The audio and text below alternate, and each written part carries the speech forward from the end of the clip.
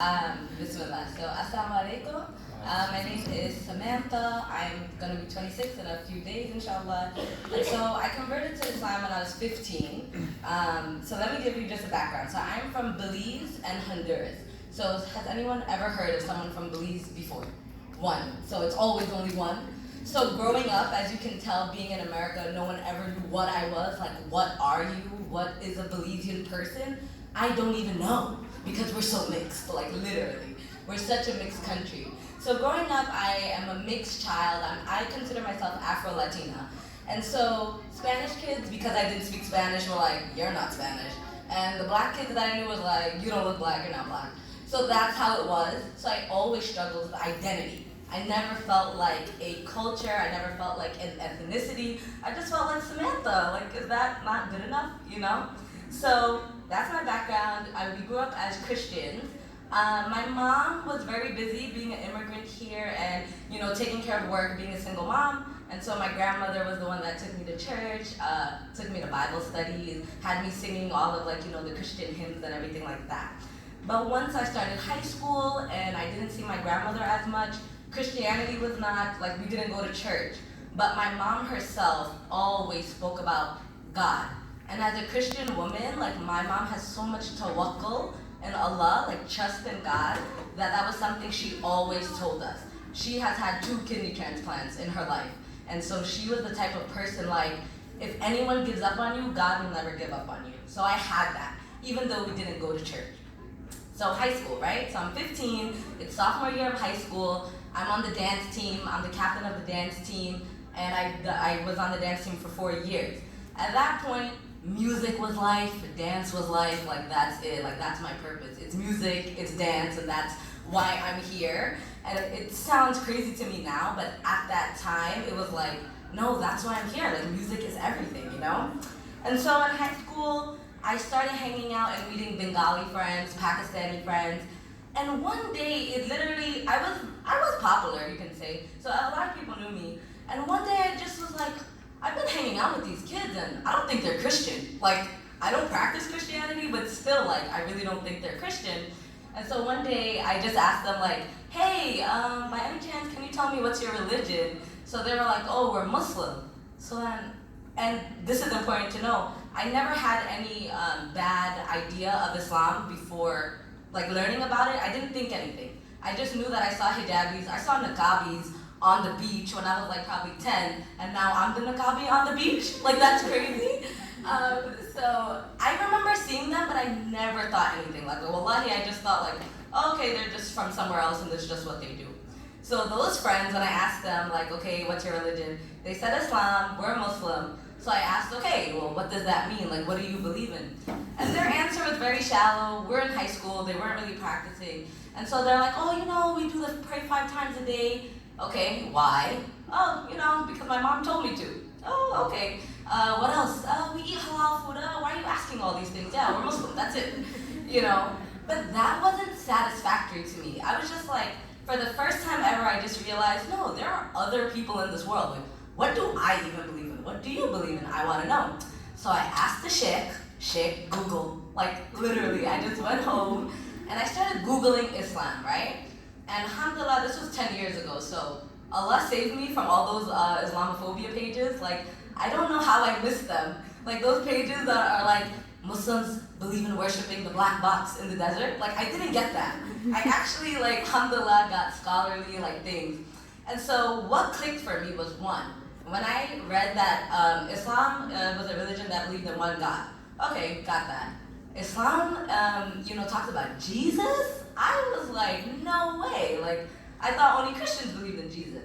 And when I learned that Islam talks about all the prophets in the Bible, at that point, questions just started rushing into my head, right? So I'm okay, why didn't I and I also read that Islam was the 2nd largest religion in the world.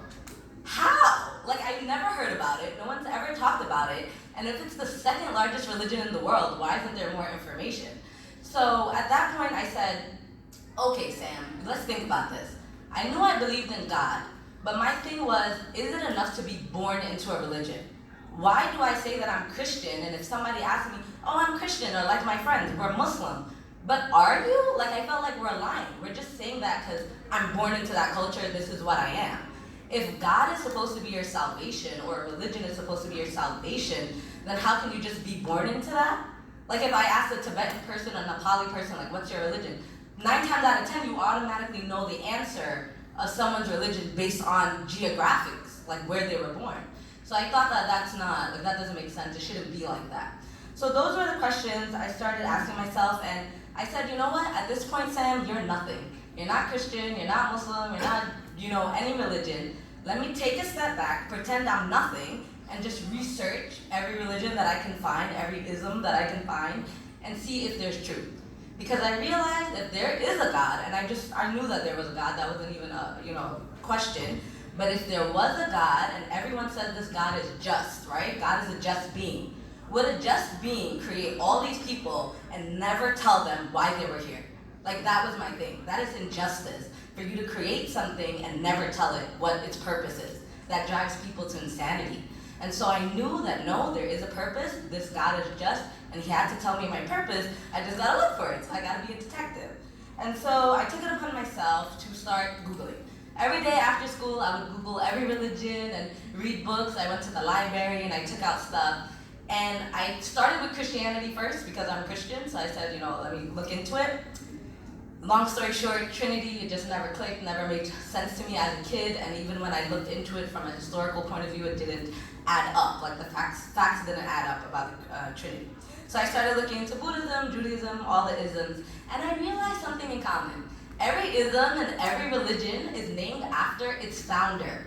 It's named after the creation. So Christianity is named after Christ.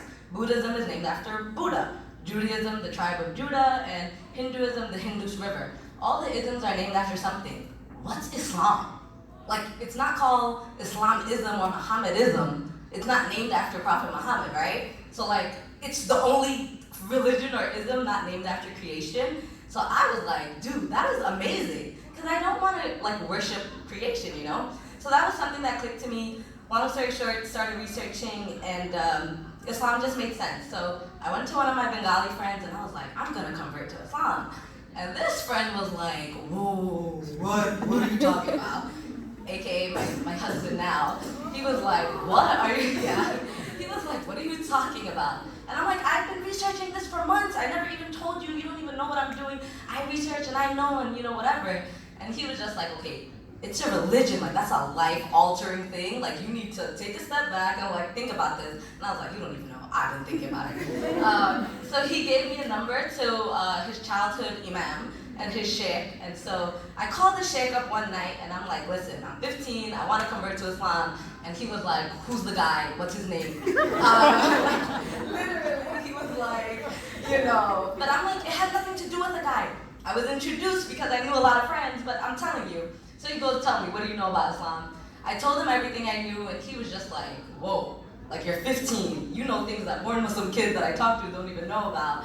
And I'm like, because I've been researching.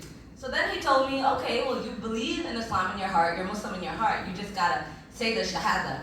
And at that point, I was like, wait, I'm 15, you want me to convert, is that legal? Like, do I need my mom's, permission? I was like, I don't know. So I told him, oh, okay, I can't convert right now, I need to talk to my mom about this, and whatever. So the sheikh just told me that, okay, you know that this is the truth. I mean, God forbid you can die tomorrow, you can die within 10 minutes, you don't know how long you have, and, just keep that in mind. You don't want to, prolong this thing, right? So I was like, okay, I got that, let me just think about it. So the whole week, after I got off the phone, I was just like, you know what, I don't want to convert because of my mom. But at the end of the day, she's not going to be standing there on the day of judgment holding my hand. She's not going to be there.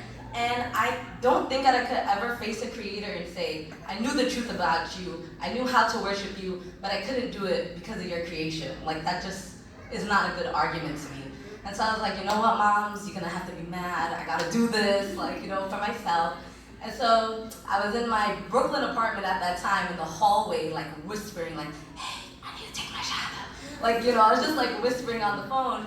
And so I called the sheikh, he took my shahada off the phone, alhamdulillah, and he's been my mentor ever since, he's a mufti, alhamdulillah. So he's been my mentor, him and his family. But I just want to say, like, closing up, that's basically my story in a wrap. But, and I did call my friend at that time, which is now my husband, and I told him I converted, and he was just like, no way, Mom, this girl converted to Islam. Like, and she was like, who's this girl too? Alhamdulillah, he's Bengali, alhamdulillah, like, you know, we're married and have a beautiful son, Musa.